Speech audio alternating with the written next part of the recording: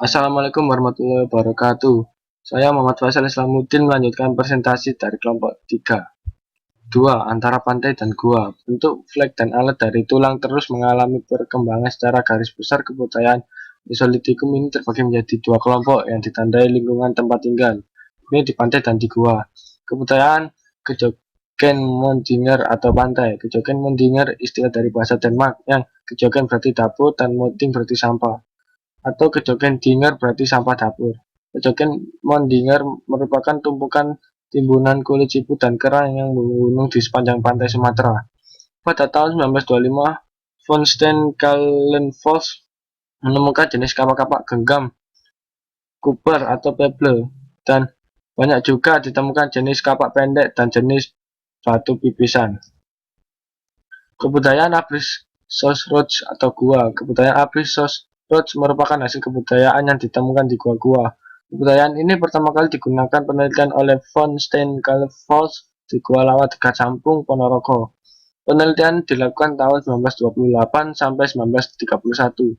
Beberapa hasil teknologi bebatuan yang ditemukan, misalnya ujung panah, flek, batu, penggilingah, dan juga ditemukan alat dari tulang dan tanduk rusa. Kebudayaan ini tersebar di Besuki, Bojonegoro, Sulawesi Selatan. 3. Mengenal api. Berdasarkan data arkeologi, kira-kira terjadi pada 400.000 tahun yang lalu. Penemuan pada periode manusia Homo erectus. Di samping itu, penemuan api juga memperkenalkan manusia pada teknologi memasak makanan, yaitu memasak dengan cara membakar dan menggunakan bumbu dengan ramuan tertentu. Pembuatan api. Pada awalnya pembuatan api dilakukan dengan cara pembentukan dan menggosokkan benda halus yang mudah terbakar dengan benda padat lain. Pembuatan api juga dapat dilakukan dengan menggosok sesuatu benda terhadap benda lainnya, baik secara berputar, berulang, atau bolak-balik. 4. Sebuah revolusi. Perkembangan zaman yang dapat dikatakan paling penting dalam kehidupan manusia adalah zaman batu baru atau Neolitikum. Pada zaman ini telah terjadi revolusi kebudayaan, yaitu terjadinya perubahan pola hidup manusia. Hasil kebudayaan terkenal di zaman Neolitikum ini secara garis besar dibagi menjadi dua tahap perkembangan. A. Kebudayaan kapak persegi. Nama kapak persegi berasal dari penyebutan oleh von Golden. Kapak persegi yang besar sering disebut dengan beliung atau pacul, sementara yang berukuran kecil dinamakan tarah atau tatah. Kapak persegi ini cocok sebagai alat pertanian. B. Kebudayaan kapak lonjong. Nama kapak lonjong ini disesuaikan dengan bentuk penampang alat ini yang berbentuk lonjong. Pada ujung yang lancip ditempatkan tangkai dan pada bagian ujung yang lain disasah sehingga tajam. Kapak yang berukuran besar sering disebut Walzenbeil dan yang kecil dinamakan Kleinbeil.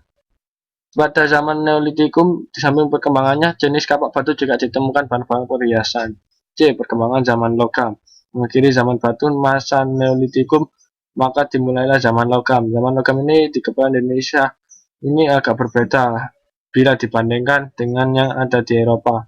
Di Eropa, zaman logam ini mengalami 3 fase, zaman tembaga, perunggu, dan besi. Di kepulauan Indonesia hanya mengalami zaman perunggu dan besi.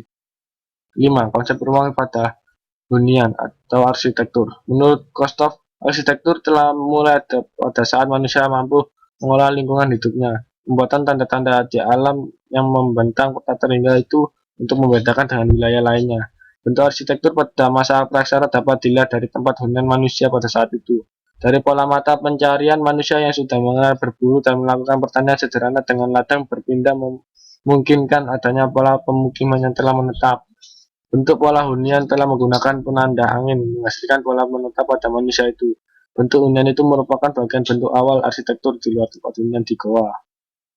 Assalamualaikum warahmatullahi wabarakatuh.